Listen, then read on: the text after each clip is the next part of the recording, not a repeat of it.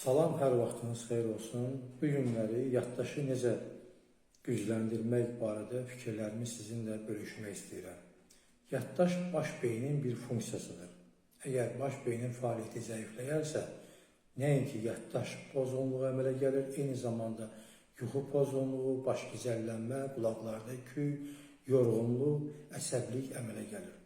Beyin qan dövranı bərpa etməklə bu halları aradan qaldırmağı mümkündür.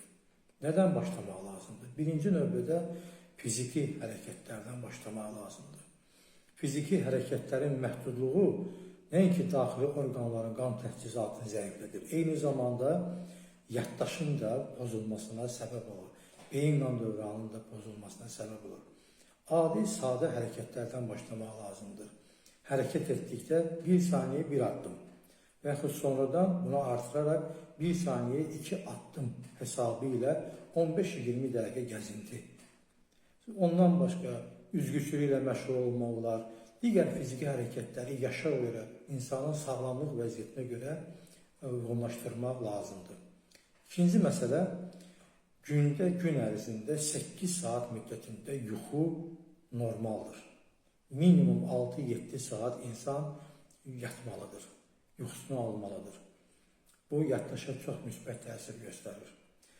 Bundan başqa, əsəb sistemini stres keçirmiş insanlar, əsəbi gərgin olan insanlar, orada birbaşa olaraq beyinə gedən damarlar spazmaya uğradığından beyin qan dövranını zəifləyir və yaddaş pozğunluğu əmələ gəlir.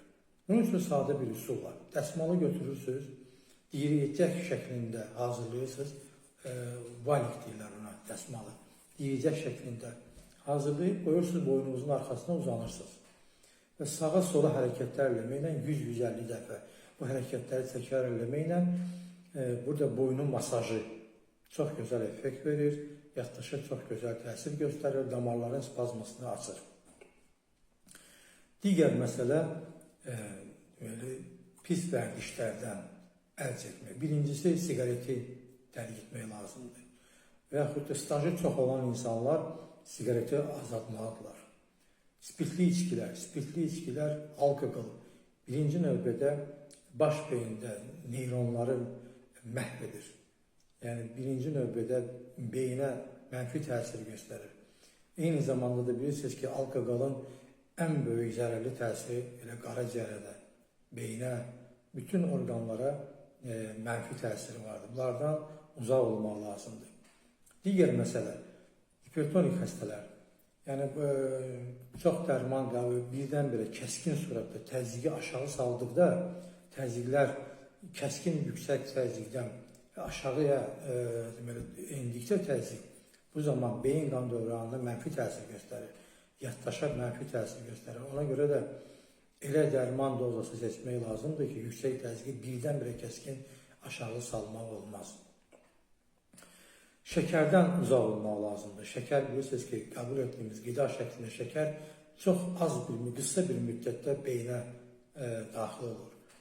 Şəkərin bizim orqanizmimizdə bütün mikroflora, parazitar mikroflora şəkərlə qidalanır. Ona görə də bunu minimuma indirmək lazımdır. Digər bir məsələ, beynin gimnastikası. Bunu, məsələn, gündəlik bir kuplə şeir əzbərləmək və bunu hər gün təkrarlamaq. Yaddaşa çox müsbət təsir var.